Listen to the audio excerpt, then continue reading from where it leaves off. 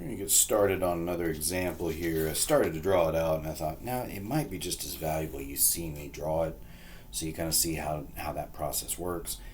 Just so you can see, this is what we're drawing. We're going to draw this truss here made of 1, 2, 3 smaller triangles, and we'll go from there. So I've just drawn a pin here.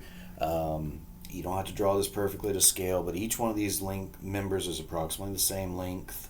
So I'm going to draw a member coming up this way, and there's going to be a horizontal member. It's going to go a little bit further out this way, and there's going to be a member connecting those two in between here. From there's going to be a horizontal member coming out,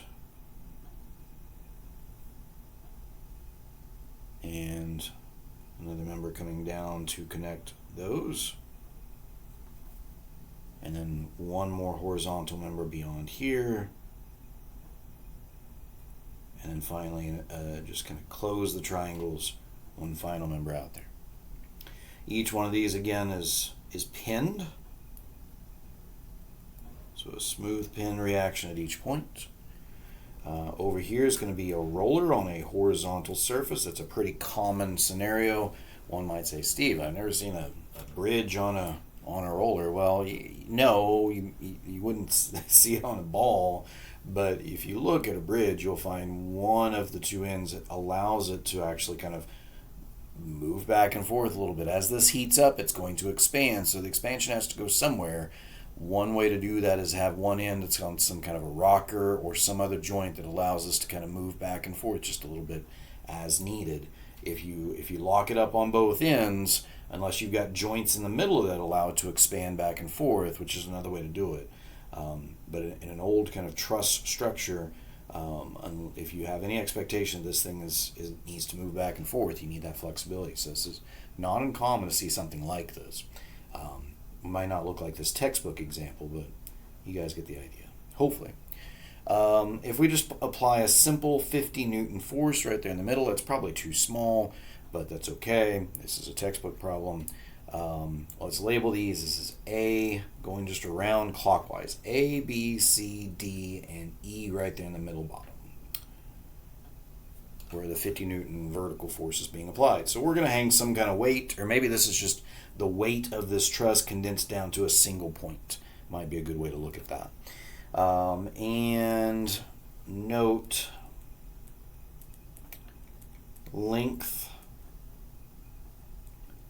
of each member is 1 meter. So each one of these is 1 meter long. That means each one of these angles is 60 degrees. These are all equilateral triangles. And so once again, the problem is going to ask us, find the force in each member and state tension or compression. So again, if I've got a problem that's asking me to find the force in multiple members or the force in each individual member, that's a good method of joints problem. We'll talk about method of sections soon. It's worthwhile to mention this is a truss. How do I know it's a truss? Because there's only forces applied at the endpoints. Okay, we talked about that earlier. If it's page 1 of our notes. Loads are applied only to the endpoints of the members, and each of the joints is treated as a smooth pin. That means these assumptions cause every member to become a two-force member. So if it's not, if I'd applied a force, say here, that's not a truss. That becomes a frame, and we'll talk about that in future videos. But this is a truss because all the forces are applied at the endpoints.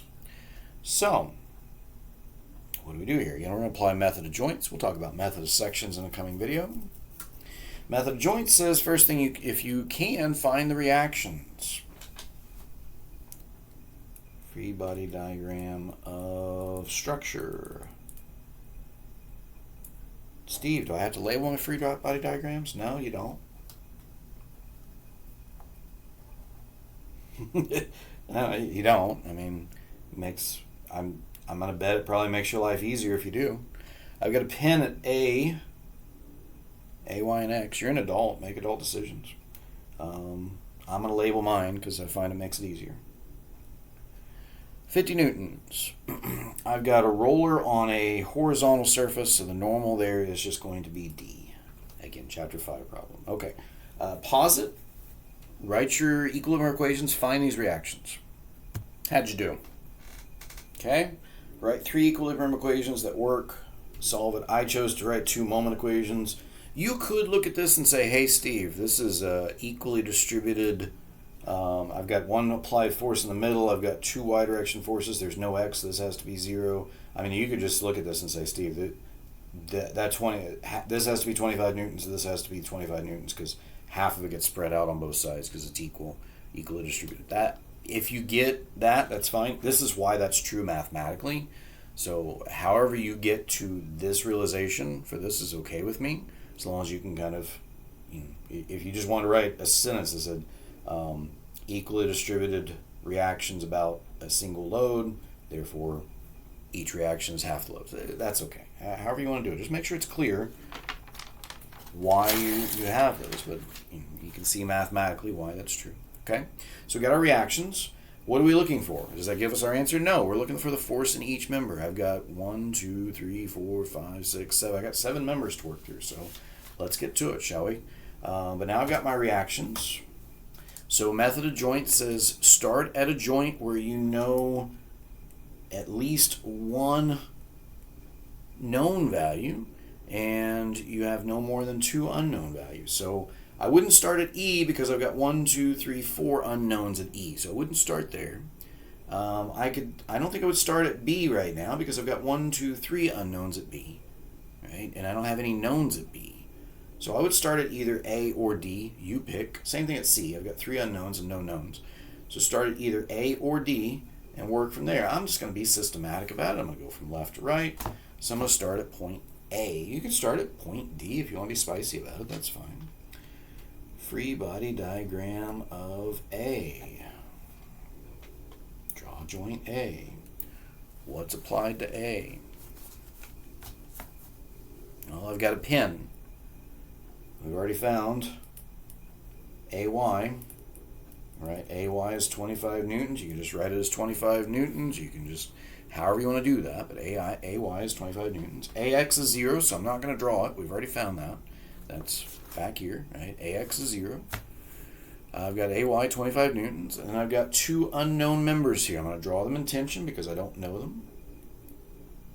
So that's AE, and then I've got AB.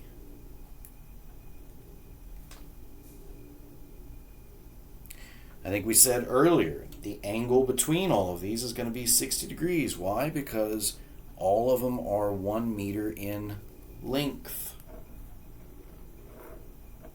So each one of these is an equilateral triangle. So each one of these angles inside there is going to be 60 degrees. Okay, pause it, solve this, come back. How'd you do? Now remember, don't write this as minus 28.9 newtons in compression. Write it as positive 28.9 newtons in compression. Negative compression means it's tension, bad form, and also incorrect in this case. So again, I've drawn them in tension because I didn't know. Once I've solved them, I can find whether they're in tension or compression. The negative sign, if I've drawn them in tension systematically, whenever I get a negative sign, that tells me it's in compression. But that will carry over then to the next free body diagram. So where should I go next? Well, we said earlier I wouldn't start at B because I've got 1, 2, 3 unknowns and no known value. But now I know AB. See, I know AB is 28.9 newtons in compression. So how about we draw a free body diagram of B? Now, I'm going to tell you, why don't you pause it here, draw a free body diagram of B, and let's see how you do. Did you draw it? Draw it. Pause it here and draw it. How'd you do? This is how I would draw it. Maybe you drew it different. That's okay. Can you write equilibrium equations from the way you drew it? That's the important thing about a free body diagram. This is how I would draw it. Why do I draw it this way? Well, remember, AB, this guy, AB, is 28.9 newtons in compression. So I'm drawing it pushing, in compression, I'm drawing it pushing at 28.9 newtons into joint B. Now, it's 60 degrees between these two, but it's only 30 degrees from vertical because these are spread out evenly across them. So I'm gonna use 30 degrees from vertical to define this 28.9 newtons. Again, however you've drawn it is okay as long as you can correctly write equilibrium equations from it. So let's do that. Write equilibrium equations and then go ahead and solve. I've got an unknown BC and BE here. See if you can solve it. Okay, how'd you do? And it's okay if you didn't get it completely right. If you don't, but pause it here and take a moment and see if you made a mistake, kind of where it is, what mistakes you're making. Fail is first attempt at learning. First attempt in learning, I should say. Fail is first attempt in learning. If you failed the first time here, that's okay, as long as you're learning from it. And that's the reason I have you pause it and do it on your own, because if you're just sitting here watching me, you're going to go to sleep. This is really dry technical stuff, right? But if I get you to, some of you guys have had me in class, you have your calculators out because I'm not always going to have these numbers. It's the same thing here. I'm asking you to take an active role in your own learning because that's the only way you're going to learn. So, okay, what's next? What the heck are we looking for? Are we done? What are we looking for? Find the force in each member. Okay, how many do I have? Well, I've got A, B, and AE, and I've got BE and BC. And check these off if that helps. Right? Go back in there. What do I got? I've got this one. I've got this one. What's left? Well, I need these three. Okay. Is there anywhere I can go that I get all three of them? Unfortunately not. I can't get all three of them. I can only do 2 per free body diagram, right? So I'm going to have to do at least 2 more free body diagrams. They'll be pretty simple. If you want to go ahead and, if you want to pause now and go ahead and try to solve out and get solutions, go for it. I'm going to work through it here. Okay, so I'm going to go to, what have I got here? I went to joint D. You could go to E at this point now. You could go to E, but I'm just going to keep it simple. I like my equations a little simpler. Free body diagram of D. Go ahead and draw it and come back. I'll give a little longer pause than that so you can actually get the pause. I started to write my equations, but I thought, let me let you at least see how I drew my free body diagram. You can compare it to yours, and then you can check there, and then if this is right, then the equations are easy. So I'm going to pause here again. If you want to pause and write your equations and then solve, when you hit go again, you'll have an answer here. All right, how'd you do? Hopefully you're starting to get it. And this is a nice way of practicing. If you're not good at drawing free body diagrams and writing equations, you will be by the time you do a few of these problems. At least that would be the hope. You might have noticed I'm not resolving these forces. I'm not drawing entirely X and Y coordinates. I'm hoping at this point that you're comfortable with that. You need to be able to where you can be in 2 dimensions. Some of you guys have been just not resolving forces all along, and that's okay. The goal of your free body diagram is to make these easier. So whatever gets you there is fine with me. Okay. What do we got left? We got these guys. We need this one. So you can either go to joint C, you can go to joint E. Either way is fine with me. I'm going to go to joint C. So go ahead and pause here. Draw your free body diagram of joint C and go ahead and solve for CE. Go ahead and solve for that last unknown and come back. How'd you do? All right, so notice, let's start with the free body diagram. Again, what are we drawing? We're drawing C. Remember, C has got BC, DC, and CE all attached to it. And we found earlier that BC was to be in compression of 28.9 newtons. So I'm drawing a compression horizontal, 28.9 newtons. We found CD, 28.9 newtons in compression. It's coming in at a 60-degree angle from horizontal, or 60-degree angle from here to here, so 30 degrees from vertical. However you want to define the geometry on this guy. But remember, it's compression, so it's pushing also. And I don't know CE, so I'm going to draw it in tension initially.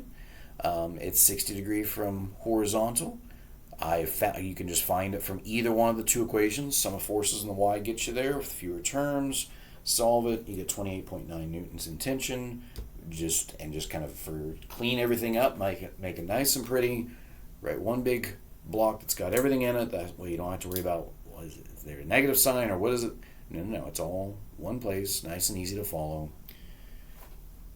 And again, we go back to, okay, what are we looking for? Well, I'm trying to find the force in each member. Okay, do I have the force in each member? Well, there's 7 members. I've just found the last one.